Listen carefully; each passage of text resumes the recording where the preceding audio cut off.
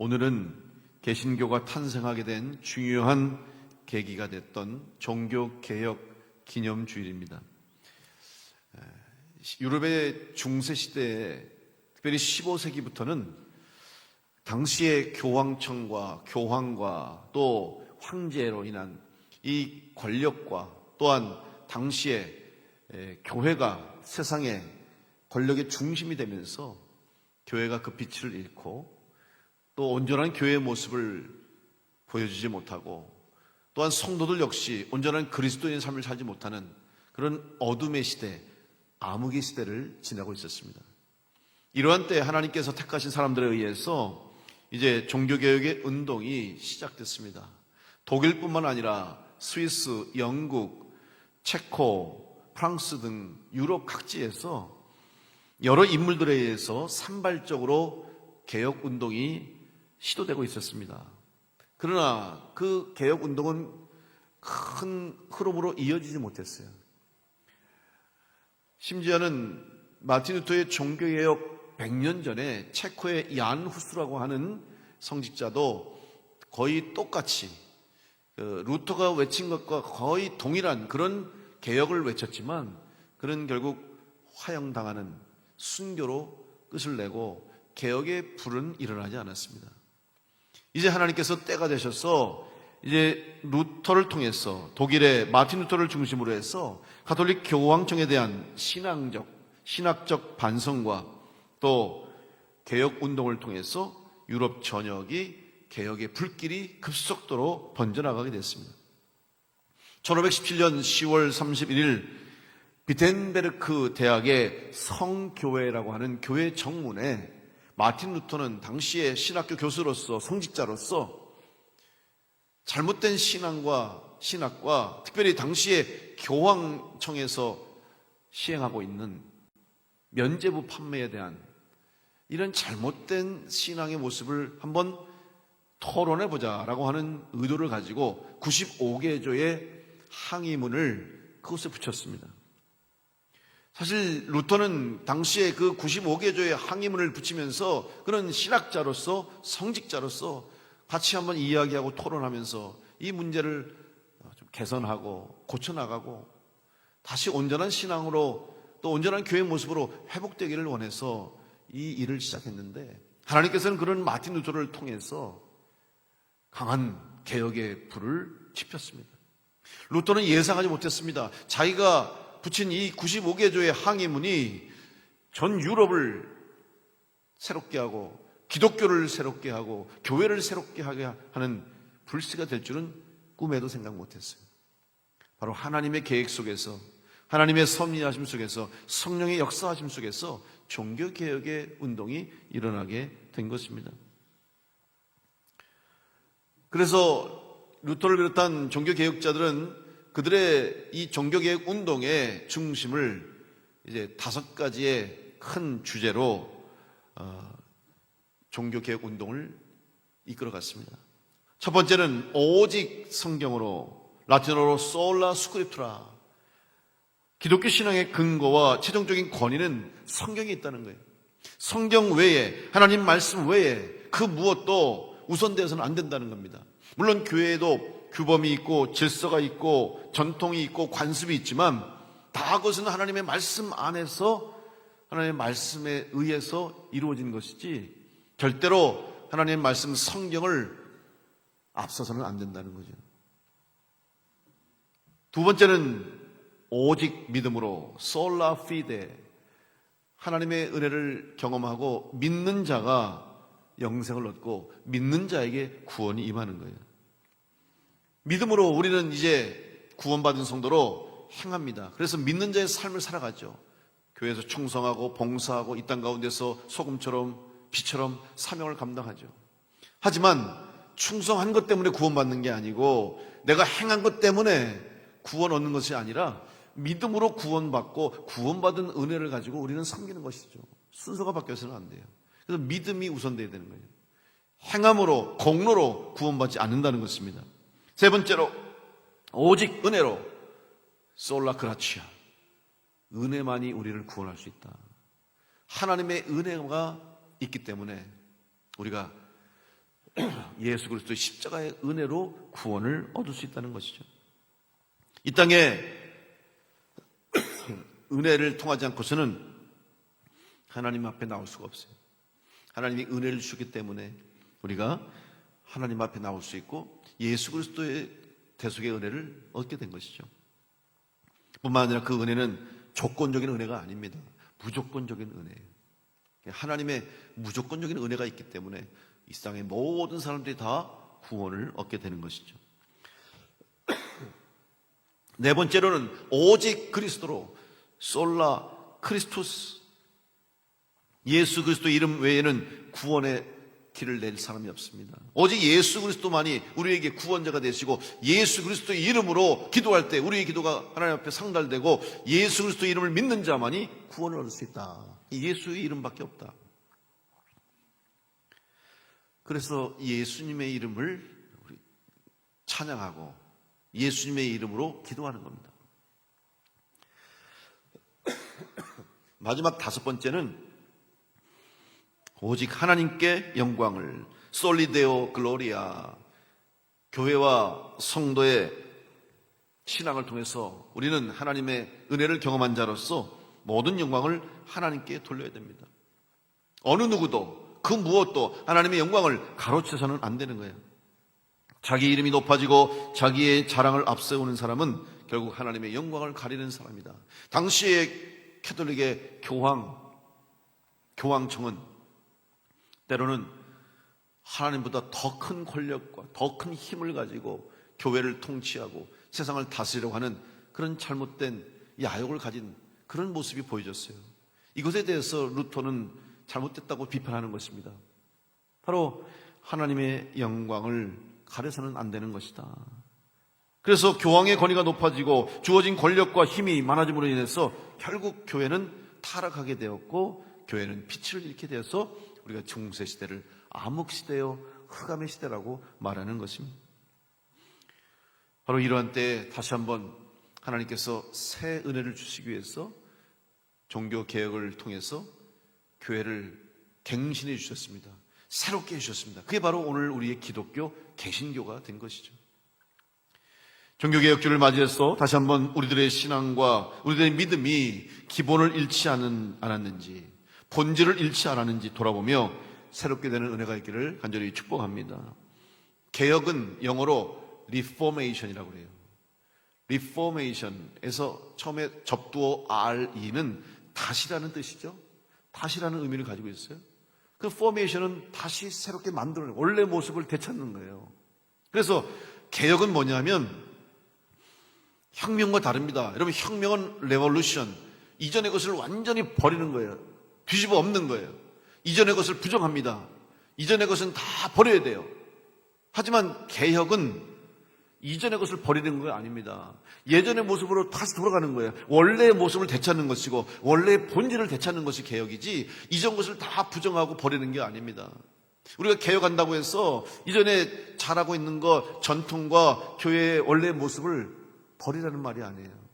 다시 초대교회로 돌아가는 것처럼 원래 교회의 모습, 원래 그리스도인의 신앙의 모습을 회복하는 거예요. 왜냐하면 타락함으로 변질됐기 때문에 변질된 우리들의 신앙이 다시 이전의 원래의 모습으로 다시 회복하는 것이 바로 개혁이라는 사실이죠.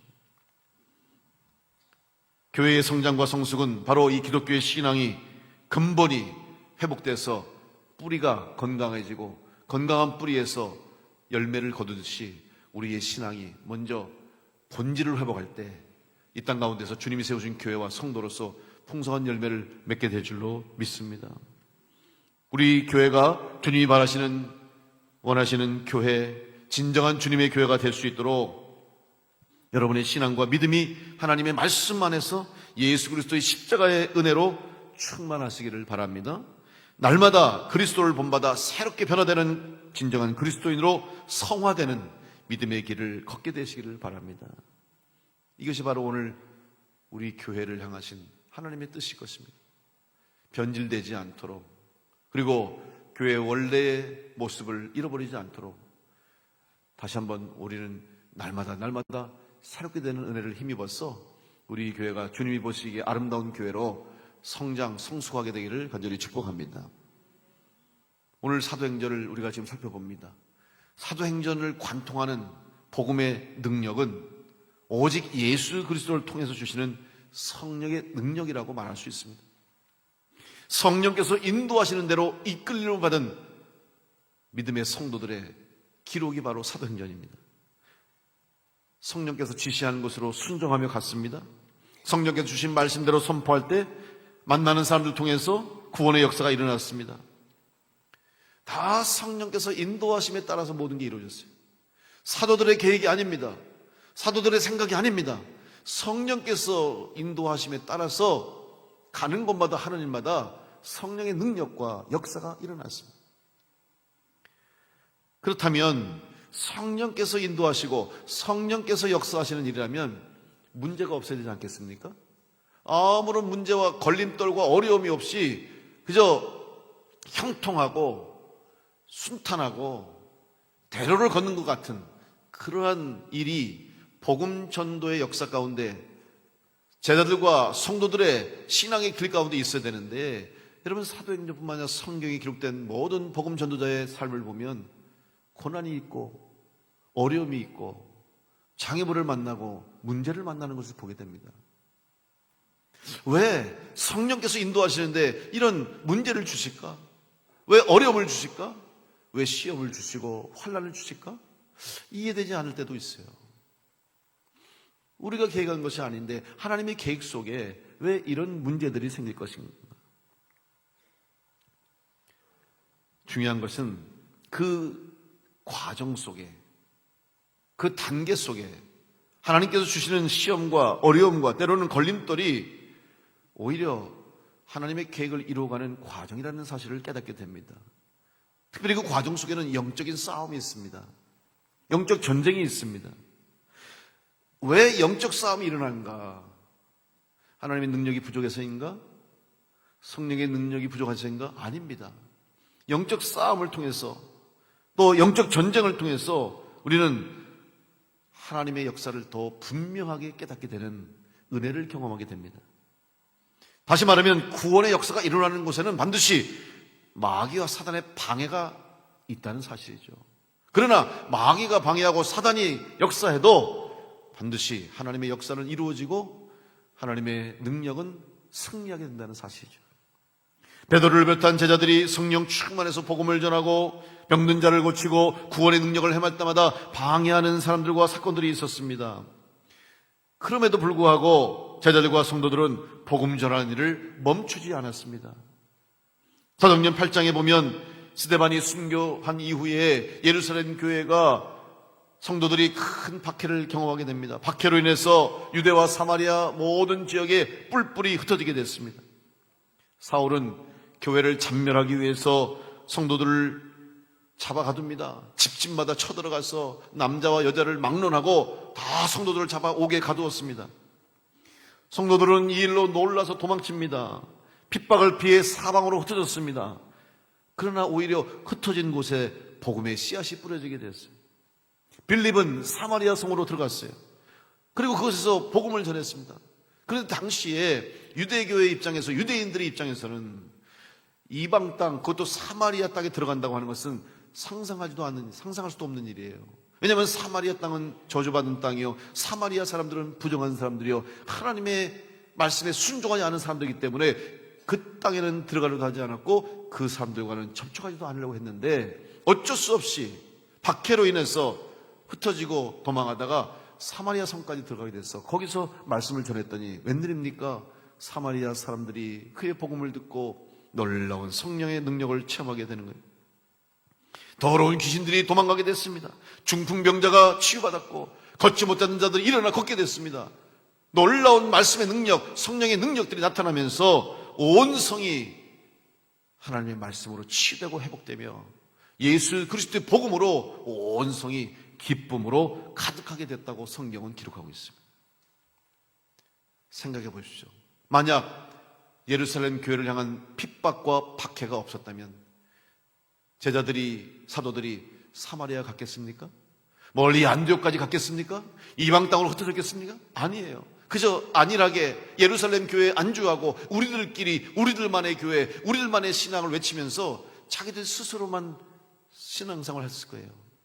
그러나 박해 때문에, 오히려 핍박 때문에 흩어지게 되었고, 흩어지는 곳에 복음이 전해지고, 복음이 전해진 곳에 성령의 능력의 역사가 나타나게 됐어요. 이 모든 일들은 결국 다 하나님의 계획과 섭리 속에서 이루어지게 됐다는 사실이죠. 그 과정 속에 그리스도를 대적하는, 또 성도들을 공격하는 마귀와 사단의 역사가 있었습니다. 그런데 오히려 그런 하나님을 대적하는 자들, 교회를 핍박하고 성도들을 박해하는 자들의 일들을 통해서 오히려 하나님의 구원의 역사가 이루어지는 계기가 되었다는 사실입니다. 우리는 인생을 살다 보면 원치 않는 고통을 만나고 어려움을 만나고 문제를 만나고 걸림돌을 만날 때가 얼마나 많습니까? 우리는 그 순간 그때마다 너무 힘들고 또 그 일로 인해서 지치고 때로는 쓰러지고 넘어지고 상처받고 너무 힘쓰리고 아파서 하나님을 원망할 때가 있습니다. 또 주님을 향해 등을 진 채 세상을 향할 때가 많아요. 그러다 보니 세상을 향해 걸어가면 걸어갈수록 우리는 더욱더 어둠 속으로 빠져들게 됩니다. 마치 끝이 보이지 않는 동굴 속 어둠 속을 향해 가는 것처럼 시간이 지나면 지날수록 점점점 어두워지고 점점 절망스럽고 끝이 보이지 않아요. 희망이 보이지 않아요. 하지만 아무리 힘들고 어려워도 우리 앞에 닥친 영적 싸움을 피하지 않고 우리 앞에 당한 어려움 앞에서 끝까지 믿음 잃지 않고 기도하며 하나님 의지하고 믿음으로 영적 싸움을 해나갈 때 대장 되신 예수님께서 우리보다 앞장서시고 한 걸음 한 걸음 주님의 손 붙잡고 나아가게 될 때 우리는 끝이 보이지 않을 것 같은 고통과 연단의 터널을 지나서 이제 우리 앞에 비치는 환한 하나님의 은혜의 빛, 구원의 빛, 생명의 빛을 경험하게 될 것입니다. 우리는 그제서야 하늘을 보면서 내가 알지 못했던 또 내가 생각하지 못했던 하나님의 은혜, 더 좋은 길로 더 큰 은혜로 우리를 인도하시려는 하나님의 계획이었음을 깨닫고 다시 한번 하나님 앞에 영광을 돌리게 되는 것이죠.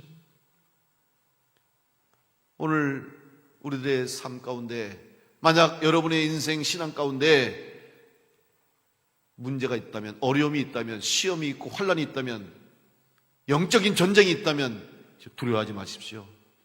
오히려 그 영적 전쟁, 영적 싸움에서 이겨서 하나님이 주시는, 하나님이 예비하시고 하나님이 준비하신 놀라운 은혜와 복을 누리는 성도로 승리하게 되시기를 간절히 축원합니다.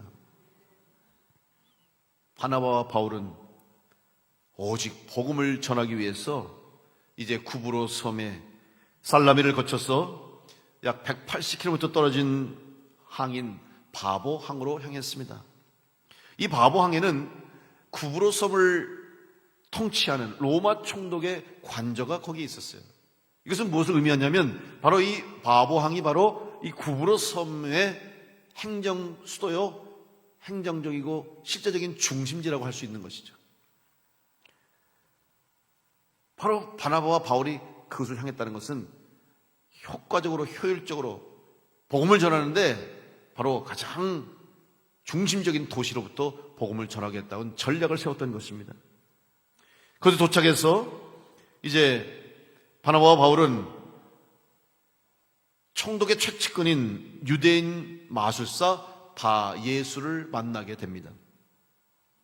여기서 마술사 바예수라고 하니까 우리는 마술사를 생각하는데 여기서 마술사는 그냥 우리가 흔히 말하는 매직, 그 마술을 하는 사람이 아닙니다.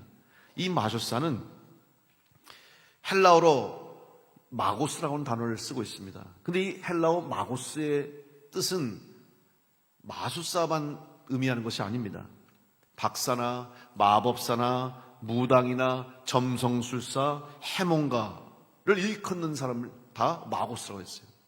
따라서 이 마고스라는 단어를 쓰면서 마술사 바예수라고 하는 것은 이 사람이 영적인 일을 담당했던 사람이다라고 말할 수가 있습니다. 결국 총독의 최측근으로서 총독 옆에서 꿈을 해몽해 주기도 하고 또 어떤 일을 하는데 점을 쳐주기도 하고 또 앞으로 일어날 일을 예견하는 일을 해주면서 이 총독이 아마 이 마술사 바예수를 많이 의지했던 것 같습니다. 그런데 오늘 본문에 보면 이 바예수라는 사람에 대해서 뭐라고 언급하고 있냐면, 오늘 6절 말씀 보시면 바예수라 하는 유대인 거짓 선지자인 마술사를 만났다라고 기록하고 있죠. 그냥 마술사가 아니라 그것도 거짓 선지자라는 거예요. 그러니까 결국 지금 이 바예수라고 하는 마술사는 영적으로 지금 하나님을 대적하는 자예요. 흔히 말하면 무당 같은 존재고 점쟁이에요. 그러니까 하나님의 영, 성령과는 대적하는 삶을 사는 사람이었는데 이 사람을 만나게 하신 겁니다. 그러면 지금 바나바와 바울이 하는 일은 복음을 전하는 일이고 성령의 역사를 나타내는 일을 해야 되는데 왜 이런 점쟁이를 만나고 특별히 거짓 선지라고 말할 정도로 이런 악한 영을 가진 사람을 왜 만나게 하셨을까? 분명히 문제가 생길 것 같지 않습니까? 하나님의 영과 또 성령과 악한 영은 당연히 대적할 수밖에 없어요. 영적 싸움이 일어나는 거죠. 전쟁이 일어날 수밖에 없는 건데 굳이 하나님께서 바나바와 바울을 통해서 그 구브로 섬의 복음을 전하시려면 이왕이면 선한 사람, 혹시 그 섬 가운데 믿음을 가지고 있었던 사람도 있다면, 아니면 하나님의 은혜를 사모하는 사람이 있다면 그런 좋은 사람들, 선한 사람들을 만나게 하셔서 모든 일들이 순적하게 순탄하게 잘 풀려나갔으면 좋았을 텐데 왜 섬에 도착하자마자 제일 먼저 만난 사람이 마술사요, 점쟁이요, 무당을 만나게 했을까? 이유가 있지 않을까요? 우리 생각에는 도움이 되지 않을 것 같고 우리 생각에는 문제가 될 수밖에 없다고 생각했지만 아닙니다. 성령께서 바나바와 바울을 바예수라는 무당을 만나게 하신 것은 바로 총독 서기오 바울을 만나게 하기 위한 도구였어요. 이 점쟁이가 총독 당시에 이 구브로 섬의 총독이었던 서기오 바울과 친밀한 관계에 있기 때문에 이 무당을 통해서 그 총독을 만난 겁니다. 여러분, 당시에 총독의 힘과 권한은 대단했습니다. 로마의 황제를 대신해서 그 지역을 다스리는 왕과 같은 존재였어요. 그렇기 때문에 총독의 한마디에, 총독의 생각에 따라서 그 지역의 모든 것들이 달라질 수 있다는 것이죠. 그래서 이 총독을 만난 것은 결국 그가 복음을 듣게 되고 하나님을 만나게 되고 예수 그리스도를 믿게 되면 그 온 땅의 지역이 다 복음화될 수 있는 가능성이 열리게 되는 것이죠. 바나바와 바울이 거기 가서 어떻게 그 총독을 만날 수 있겠습니까? 가서 나는 오늘 복음을 전하고 왔으니 내가 총독 만나겠다고 아무리 가서 요청해도 들어주겠습니까? 아니에요. 만나줄 수가 없어요. 그런데 바로 이 무당이었던, 점쟁이였던 마법사 바예수를 통해서 성령께서는 총독을 만나게 하시고 총독에게 복음을 전하게 하셨다는 것이죠. 바로 그 한 사람 때문에 일어날 수 있는 놀라운 역사를 하나님은 미리 계획하신 겁니다. 사랑하는 성도 여러분, 한 사람 전도하는 것, 한 사람 한 영혼 구원하는 것 소홀히 여기지 마시고 하찮게 여기지 마십시오. 한 사람이 회개하고 한 사람이 변화되면 놀라운 역사, 수많은 영혼들이 주님께 돌아오는 일들이 일어나게 될 줄로 믿으시기 바랍니다. 교회 역사를 보십시오. 기독교 역사를 보세요. 그 한 사람 때문에 그 땅이 변하고 한 사람 때문에 그 나라가 살고 한 사람 때문에 수만 명의 사람들이 돌아오지 않습니까? 무디 한 사람이 말씀을 듣고 회심하고 구원받아서 수많은 사람들이 설교할 때 그의 설교를 듣고 얼마나 많은 사람들이 구원받고 돌아왔습니까? 그 무디 한 사람이 어려서 말씀을 듣고 교회에서 성경을 배우고 선생님의 사랑과 가르침에 의해서 예수님을 영접함으로 인해서 무디 때문에 전 세계 수많은 사람들이 복음을 전하게 됐고 예수님을 영접하게 됐어요. 무디뿐입니까? 가는 곳마다, 나라마다, 지역마다 한 사람 때문에 교회가 세워지고 한 사람 때문에 온 가족이 구원받고 한 사람 때문에 한 나라가 살아나는 역사가 일어나고 있지 않습니까? 빌리그람 목사 그 한 사람이 예수 믿고 구원받고 목사가 되면서 전도자가 되면서 전 세계 수억 명의 사람들이 예수님께로 돌아오고 복음을 듣게 되는 역사가 일어나게 됐다는 사실이죠. 오늘 여러분이 전도하는 그 한 사람 때문에 하나님이 예비하시고 구원하시려는 수많은 영혼들이 구원될 수 있음을 믿고 여러분 한 사람이라도 전도할 수 있는 성도가 될 수 있기를 간절히 축복합니다. 한 사람 전도해서 무슨 유익이 있을까? 내가 한 사람 전도한다고 뭐가 달라질까? 내가 한 사람 전도한다고 우리 교회가 부흥할까? 여러분 아닙니다. 여러분의 한 사람 때문에 하나님의 구원의 역사가 완성됨을 믿으시고 그 한 사람을 위해서 기도하고 여러분이 전도해야 되고 여러분이 구원해야 할 그 한 사람을 포기하지 말고 기도하면서 전도하고 그 영혼이 구원될 수 있도록 소중히 여기는 여러분 될 수 있기를 간절히 축복합니다. 바나바와 바울이 마술사, 어떻게 보면 상종해서도 안 되고 가까이해서도 안 되는, 영적으로 보면 상종조차 하지 말아야 할 그 사람에게 다가가서 만나게 하시고 영적 싸움을 하게 하시고 그를 통해서 하나님 살아계심을 증거하게 하심으로 총독이 말씀을 듣고 총독이 변화되는 역사가 일어나게 된 거예요. 이제 총독은 바나바와 바울을 불러서 하나님 말씀을 듣기를 원했습니다. 성경에는 이 총독을 지혜 있는 사람이라고 말하고 있습니다. 그런데 여기서 지혜는 하나님의 지혜가 아니에요. 영적인 지혜가 아니에요. 영어 성경에 보면 이 지혜 있는 사람을 말할 때 intelligent man이라고 말하고 있어요. intelligent, 우리가 흔히 말하는 세상적인 교양, 세상적인 지식, 지혜가 있는 사람이에요. 하늘의 지혜가 아니에요. 그런데도 이 사람이 바나바와 바울을 초청해서 그를 통해서 하나님의 말씀을 들으려고 했던 것은, 의도는 사실은 영적인 것은 아니었어요.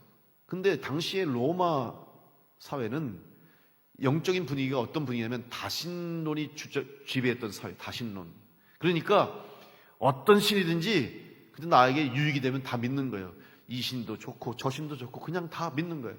그러니까 이 총독의 입장에서 저 바나바와 바울이 자기들이 믿는 하나님을 가지고 자기들의 신을 외친다고 하니까, 그래 한번 네가 믿는 신은 어떤 신인가 한번 들어보는 거예요. 그래서 좋으면 그래 나도 그 신 믿겠다. 이런 어떻게 보면 신앙적이지 못하죠. 기독교 신앙에서는 절대로 인정할 수 없는 그런 신앙이었지만 그런 신앙을 통해서도 하나님은 복음을 듣게 하신 거예요. 이런 영적인 관심이 있었다는 것이죠. 여러분, 영적인 관심이 있는 사람이 오히려 전도될 수 있는 확률이 높아요. 그래서 그냥 아무 관심, 영적인 세계에 관심이 없는 사람보다 영적인 세계에 관심 있는 사람이 구원을 받기가 쉽고 말씀을 듣고 복음을 듣고 영접하기가 더 쉬운 거죠. 오늘 이 바기오가 바로 바나바와 바울을 통해서 말씀을 들었어요. 결국 이 과정 속에 영적 싸움이 일어났습니다. 자, 총독이 갑자기 바나바와 바울을 통해서 그가 믿는 신에 대해서 관심을 갖습니다. 그러니까 그거 지켜보던 마술사 바예수가 질투가 일어났습니다. 시기가 일어났습니다. 왜냐하면 지금까지는 자기가 그 총독과 함께하면서 모든 영적인 일을 담당했는데, 갑자기 어디서 바나바와 바울이라는 사람이 와서 자기의 신을 이야기하고 말씀을 전하면서 이 총독이 그에게 관심을 갖게 되니까 자기가 받았던 관심, 자기가 누리고 있던 유익과 이익이 손해볼 수 있다는 생각 때문에 마음에 싸움이 일어납니다. 그래서 바나바와 바울로 하여금 총독 앞에 말씀을 전하지 못하게 막습니다. 자, 8절 보십시오. 오늘 말씀 8절에 보니까 이 마술사 엘루마는, 이 이름을 번역하면 마술사라, 그들을 대적하여 총독으로 믿지 못하게 힘쓰니. 지금 결국 결과적으로 이 마술사는 총독이 하나님 말씀을 듣지 못하게 하고 있는 대적자가 됐다는 거예요. 하나님 앞에 대적자가 된 것이죠. 여러분, 하나님을 대적하는 자가 되면 최후가 어떻습니까? 망하는 거예요. 죽는 거예요. 그런데 지금 이 마술사 바예수는 결국 하나님을 대적하는 자가 돼서 바울을 통해서 결국 눈이 멀게 됩니다. 영적 싸움은 인간적인 싸움이 아니라고 성경은 말하고 있어요. 어떻게 보면 지금 바나바와 바울, 특별히 바울과 이 마술사 바예수의 싸움은 바울이 이길 수가 없잖아요. 바울은 이방인이었습니다. 그 섬의 사람도 아니에요. 아는 사람도 없고 또 특별히 힘도 없어요. 그런데 마술사 바예수는 총독의 신임을 얻고 있었고 총독과 친분이 있었고 그 지역에 오래 살았던 사람이고 당연히 마술사가 이기겠죠. 그런데 어떤 일이 일어났습니까? 오늘 이 영적 싸움을 보십시오. 영적 싸움에서 바울이 승리합니다. 왠지 아십니까? 인간적인 싸움이 아니기 때문입니다. 인간적인 조건으로 보면 바울은 질 수밖에 없어요. 백전백패예요. 지는 거죠. 그런데 영적 싸움이기 때문에 바울은 넉넉히 이기게 된 줄로 믿습니다. 오늘 여러분 우리들의 싸움, 여러분 영적 싸움은 육적인 싸움이 아니라는 사실을 기억하십시오. 에베소 6장 12절로 13절 말씀 보면 우리의 씨름은 혈과 육을 상대하는 것이 아니요 통치자들과 권세들과 이 어둠의 세상 주관자들과 하늘에 있는 악의 영들을 상대함이라. 그러므로 하나님의 전신갑주를 취하라. 이는 악한 날에 너희가 능히 대적하고 모든 일을 행한 후에 서기 위함이라. 바울이 이 마술사와 영적 싸움을 하는데 얼마나 어렵겠습니까? 주변 상황과 환경을 보면 주눅들 수밖에 없어요. 사실 우리 그리스도인들이 영적 싸움을 한다는 것은 참으로 힘든 일입니다. 여러분 세상에 싸움 좋아하는 사람이 어디 있어요? 싸운다고 하면 사람은 상당히 부담감을 느낍니다. 말싸움만 해도 힘들잖아요. 그죠? 언쟁만 일어나도 싫어요. 언쟁만 해도 분위기가 안 좋아요. 그래서 싸우려는 사람 자리에 서고 싶지 않아요. 싸움 구경은 좋아해. 싸우는 거 구경은 되게 좋아하는데 내가 싸우려고는 하지 않아요. 왜? 너무 힘들기 때문에. 상처받고 다치고 피해를 입고 심지어는 죽을 수 있기 때문에 싸우기를 원치 않잖아요. 그러니까 여러분 싸움 하려고 하지 않아요. 전쟁하고 싶지 않잖아요. 우리나라는 전쟁을 얼마나 많이 했습니까? 전쟁으로 인해서 피해를 입은 나라가 우리나라 역사 속에 수많은 외침이 있었고 전쟁으로 인한 피해를 너무나 절실하게 경험한 나라가 우리나라이기 때문에 우리는 사실 전쟁에 대해서, 이 싸움에 대해서 아주 민감합니다. 어떤 분은 그래요. 교회에 나오세요. 예수 믿으세요. 그러면 교회 나가기 싫다고 하는 이유 중에 하나가 뭐냐면 아니 그냥 평범하게 잘 살다가 왜 굳이 예수 믿고 교회 가서 제가 얘기 들어보니까 교회 가면 시험이 있다 그러고 고통이 온다 그러고 환난을 만난다 그러고 또 심지어는 영적 싸움이 있고 영적 전쟁이 있다 그러는데 나 그러고 싫습니다. 그냥 나 편안하게 살고 싶은데 굳이 예수 믿고 내가 왜 그런 어려움을 당합니까? 이렇게 말하는 사람도 있어요. 안타깝죠. 영적 싸움을 해서 힘든 게 아니라 영적 싸움 때문에 오히려 이기는 것이고 승리하는 것이고 모든 문제가 해결되는 것인데 피하는 거예요. 외면하는 거예요. 여러분 그렇다고 예수 믿지 않으면 평탄합니까? 예수 믿지 않으면 아무 문제가 없습니까? 아니에요. 더 큰 시험, 더 큰 어려움 속에서 고통 속에 살아갈 수밖에 없는 인생인데 우리는 영적 싸움을 통해서 우리는 그저 이기게 하시는 하나님의 은혜를 경험하면 되는 것이고 주님께서 나보다 앞서 행하심으로 하나님이 싸워주심으로 승리하심으로 우리는 이기는 자가 된 줄로 믿고 여러분 두려움 없이 영적 싸움, 영적 전쟁에서 승리를 누리는 성도들 될 수 있기를 간절히 축복합니다. 예수님이 대장되셨다고 그랬어요. 예수님이 이기시면 우리가 이기는 거예요. 주님의 군사이기 때문에 대장 되신 예수님이 이기니까 우리가 이기는 것이지 우리가 싸우는 거 아닙니다. 우리의 힘으로 싸울 수 없는 거예요. 우리 안에 역사하신 성령의 능력으로 우리 가운데 함께 하신 주님의 능력으로 이김을 믿고 여러분 영적 싸움 앞에 두려워하지 않고 담대할 수 있는 여러분 될 수 있기를 간절히 축복합니다. 이제 바울은 성령의 충만함으로 마술사에게 명령해서 그에게 앞을 못 보게 만들었습니다. 결국 하나님을 대적하는 자들을 통해서 오히려 하나님의 살아계심을 증거하게 되었습니다. 바울이 선언하니까 이 마술사가 눈이 멀게 됐잖아요. 이 일을 보고 총독이 놀랐어요. 그러면서 바나바와 바울의 이야기에 귀를 기울이고 말씀을 듣게 됐다는 사실이죠. 만약 이런 영적 싸움이 없었다면 또 이 마술사가 하나님을 대적해서 바울과 바나바를 막지 않았다면 대적하지 않았다면 바기오가 이 서기 총독이 바로 하나님께로 돌아오는 일이 없었다는 사실이죠. 바로 이러한 사실을 통해서 하나님의 계획이 어떠한다 하는 것을 우리는 알 수가 있는 것입니다. 사랑하는 성도 여러분, 혹시 지금 여러분의 삶에 또 여러분의 인생에 이런 어려움이 있습니까? 영적 싸움이 있습니까? 영적 전쟁이 있습니까? 여러분 두려워하지 마시고 하나님 믿으시고 하나님의 능력 의지해서 승리하는 여러분 될 수 있기를 간절히 축복합니다. 문제 때문에, 나를 공경하는 사람 때문에 오히려 고통 때문에, 어려움 때문에 우리는 살아계신 하나님의 능력을 체험하게 될 줄로 믿습니다. 우리의 생각에는 문제가 없었으면 좋겠는데, 우리의 생각으로는 어려움이 없었으면 좋겠는데, 방해하는 사람이 없었으면 좋겠는데, 걸림돌이 없었으면 좋겠는데 생각하지만 아닙니다. 그 걸림돌이 오히려 그 방해하는 자들이 하나님의 능력을 나타내고 성령의 능력을 증거하는 도구가 됨을 믿으시고, 영적 싸움 앞에 두려워하지 마시고 영적 싸움에서 담대함으로 이기는 여러분 될 수 있기를 간절히 축복합니다. 9절에 보니까 바울이라고 하는 사울이 성령이 충만하여 그를 주목했다라고 했어요. 여러분, 주목이 무슨 말입니까? 바라보는 건데 원래 의미는 뭔지 아십니까? 공동번역 성경에 보면 이 주목하고라는 단어를 쏘아보다라고 번역하고 있어요. 쏘아봤다는 거예요. 새번역 성경에서는 노려봤다는 거예요. 여러분, 싸우는데 사랑의 눈빛으로 쳐다보면 싸웁니까? 죽일 듯이 쳐다보는 거예요. 쏘아보고 노려보고 적이라고 생각하고 싸워야죠. 여러분 앞에 악한 영들이 있다면, 시험이 있다면, 문제가 있다면 여러분 두려워하지 마시고 피하지 마십시오.